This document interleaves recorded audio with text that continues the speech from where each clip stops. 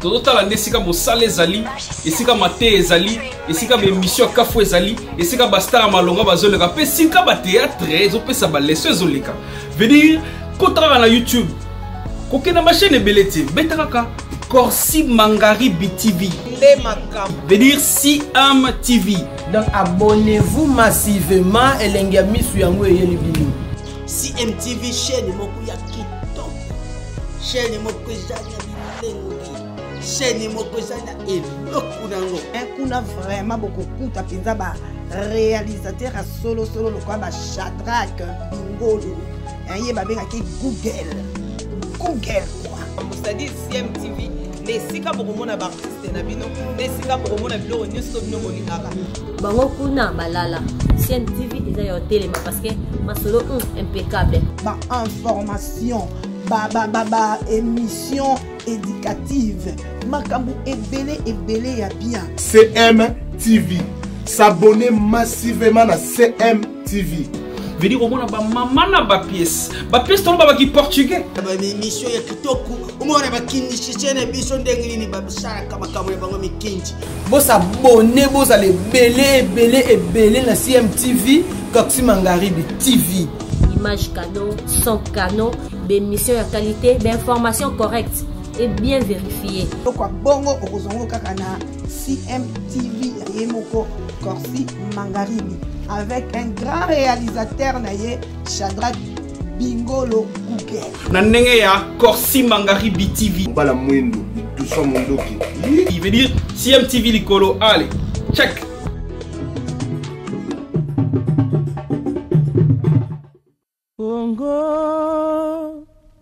Kongo nde mboka ngo mokengeli koi mboka ngo mokengeli léopard. Bonjour, bonsoir, bon après-midi, moi qui n'ai pas de tout et à CMTV. CMTV, n'a pas fait ça, promouvoir, marketing, business union, surtout au Italie, Bissoma Congolais, donc partout au monde vous allez. Il y a un lelo, au Kamate, bon, on a conseillé mon arrivé lelo, la semaine, il y a des jeune fois dans Bissoma. Petit mais costaud, Vivien Vita, donc fondateur. Mukolo, on a baptisé d'un ordre de fondé.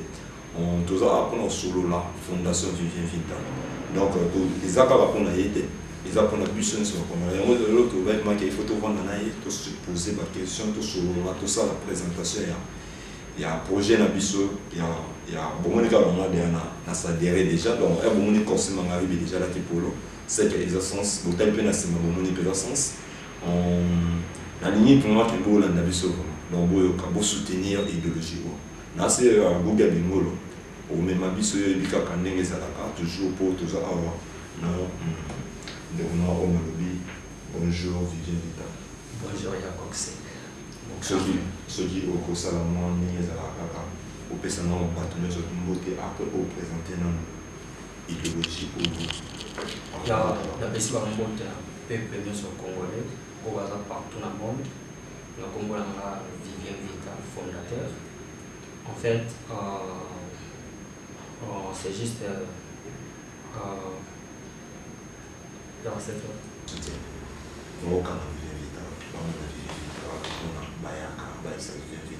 pour petit, n'a pas orphelin, n'a pas où bazaza na Captain P. Comme on a besoin de la place, il y a retrouvailles office la société. Adresse dans la town c'est la ville, dans la ville, dans l'avenue Loop Street numéro 113. So baïwana Hermios Bozonga. Puis moins facile Bozonga, numéro est affiché dans la télévision. À partir du numéro dans le téléphone Bozonga, WhatsApp, Facebook, partout dans les réseaux sociaux dans 24 heures. Dans les réseaux sociaux, comment vous allez? Dans un website, dans un Instagram, dans un Facebook, dans un Twitter, dans un Viber. Yes, to help our English viewers, I would like you to repeat the same thing in English. Okay. To those who want to support or to join your vision, what they must get you on to get connected with you. Yeah. anybody.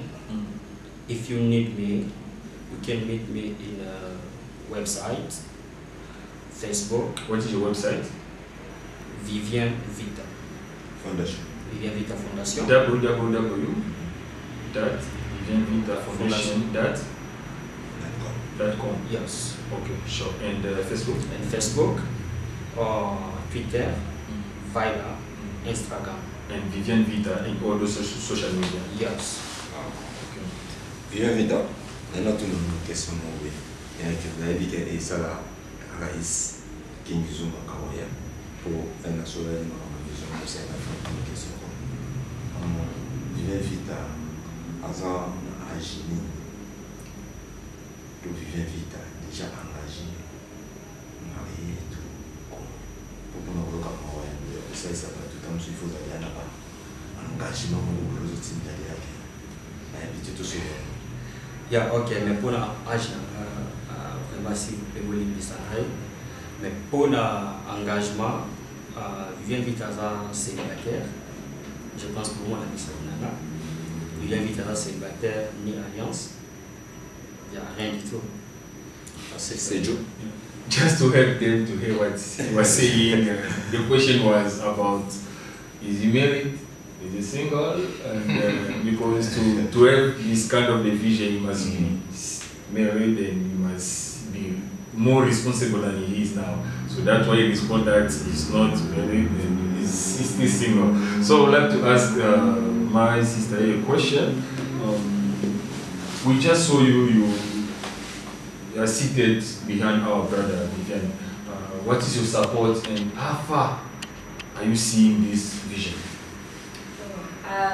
So I heard about this all through Daniel, who works with Vivian. And I think it's an amazing vision and it completely inspired me, and I'm happy to be here and help out as much as I can with anything I need. And if like maybe tomorrow the vision go like far, are you guys going to be able, the same way you are supporting him here, to go maybe visit our people they going to help them to move forward with their lives? I mean, I definitely think that's an amazing thing to be a part of. I'd love to, if I could, possibly. And for our government who are watching you right now, what is your advice to tell them to support our brother with this vision? Yes. I mean, I think it's a great cause. I think anyone who's willing to help out should try as much as they can. Yeah. You didn't even introduce yourself, you and me? My name is Lindsay. Okay, thank you, Lindsay. If I can ask the last question. Hi, my brother, just introduce yourself and tell us who are you and what motivates you to join this vision? Sure. My name is Ben. I also work with Vivian. Yeah. I'm from East London, from the Eastern Cape. Working with Vivian, he's a really nice guy. He's very warm and welcoming to lots of people, and I think that's why this vision that he's putting together, he's the right person to do it. And when you asked me to help, I was happy to. And what is your motivation to join him with this vision? Just hearing about the type of work he wants to do, it really sort of inspired me to join him and to be around that sort of work. It's made me happy. We really appreciate you with all your support. Thank you for your answers. Yeah, just introduce yourself to our viewers. Who are you and where are you from? Okay, I'm Winsman, Notre South African, live in Cape Town, and working closely with Vivian. We just saw you you come to support our brother. I want to know first, what is your motivation to join the vision of your friend, your colleague of work, Vivian? Yeah, it's a good thing, and I know he wants to make a difference in a lot of people's lives. And I was motivated forward, and I know he's going to make us all proud at the end of the day. So, and he's a hard worker, so you only go from strength to strength. Thank you. If I can help him, if you can give the mic to the sister, you can just introduce yourself and tell us where you're from and what is your support to this vision. I'm from Mexico, Scarborough, Cape Town, I just wanted to can get to access the media and we can go forward and strengthen our people. Thank you. Donc on a le bas, on a une vision pour les abyssos. Les abyssos vraiment en 80%. Mais tout en voyant même dans le c'est bon, on est consciemment arrivé à ça, il y a eu la type pour le boulot, pour tout en voyant les abyssos. On est pour les blancs salis. On est pour les blancs salis. Il peut y avoir appel, et puis il va y avoir un logo pays dans la Tinanjoto. Vous se présentez de deux billes, il y a des choses logiques, mais tout le thème, tout le monde vient de la fondation pour les idéologies à mener qui n'a pas tant de sous au foie, peut-être que ça n'y a idéologie où ils apprennent à soutenir, à faire un veuve, à tout bazar, n'a pas de problème, où le sein n'a pas de sous. Pour déjà avoir contact, le téléphone peut sonner déjà pour n'a pas tout. Parce que bazar déjà. Et on est le tout ça y est entretien en vivant toujours là il y a ce que charbon comment on a idéologie la vie vient vite dans ce nous avons un message clé pour expliquer peuple congolais Afrique mouvement au biso dans ce message tout de dans tout le monde dans ce complémentaire il y a aucun message là c'est juste jeune frère Nabino Vivien Vita Maranda. Vivien Vita, comme fondateur seulement, juste fondateur. Alors, pour tout match à niveau, exemple, les gens ton mandat pour la fondation. Les gens ont placé fondation. Alors, ils ont la peine à battre pour Ayaka pour n'a été là. Alors, Vivien Vita, il est juste fondateur. Nous avons soutien à nous, surtout papa Albert Mabela, papa Blanchard Mabela. Nous avons soutien à nous, King Zuma, soutien à nous, ça va vraiment bien pour que le projet et Mata et Kendel Bosso. C'est tout. Même dans le gouvernement congolais, on a tant pour l'émission.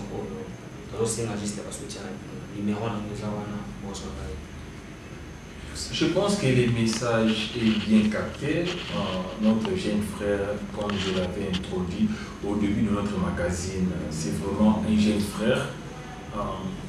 Avec le respect aux deux on ne peut pas mentionner Agini Kwazalon. Mais ceux qui m'ont illuminé au Monakino, c'est vraiment un jeune frère. Moi, j'ai un jeune frère, mais par rapport à mon âge, ça veut dire is under my age. So, Azar mini na posé à support na bino, donc ça veut dire bah les sur la communauté, bah les connaissent sur la communauté, bah les camarades communauté, oyo bon quand en contact na des biso Vivien Vita, botala comment au guide pour support de façon qui vision et ça n'est qu'un niveau. So, quant à moi, je pense vraiment que je suis arrivé presque à la fin, mais na aussi na pena batu bazana Europe. Vision eza monene makasi papa va finir vision eza monene makasi na âge est difficile pour a kama ya moko akina moyi moko liboso na kosenga ko support na papa va finir poza papa oyo ka kolela ya batu po ebi neni no ko support ta initiative de comme ça yo senga support na bino et ça la monene makasi au support yi Ada Launch na Teresa Tetia Pereira et que ça la bien makasi pour support de kona biso champion résident à Cape Town.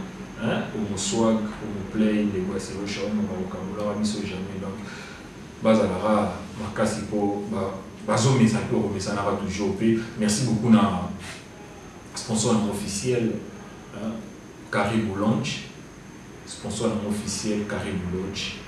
Ou bien dans le Congo, on a été promoté dans Caribou Launch. Où ils ont un niveau de Wenbeck, on a toujours pour nous support, outil Europe, outil partout dans le monde.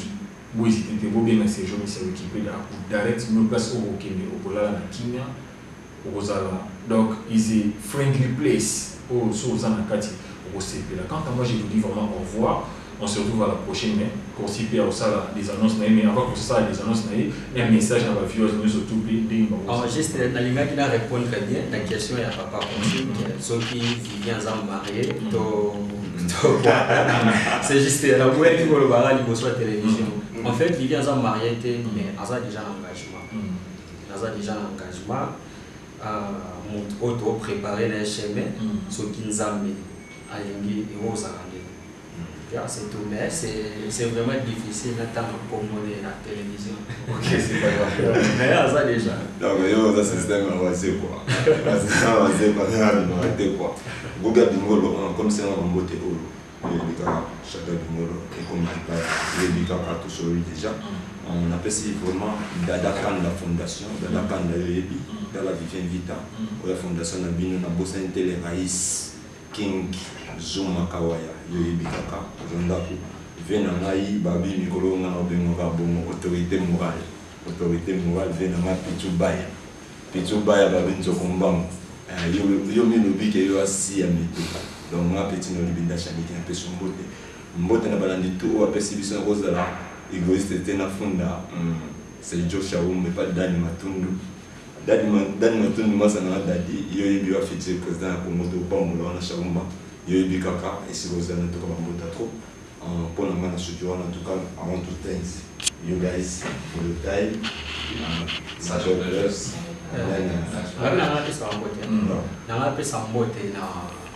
Na maman wa botangai, maman Kaïl Bernadette, vraiment la Linaro Makas.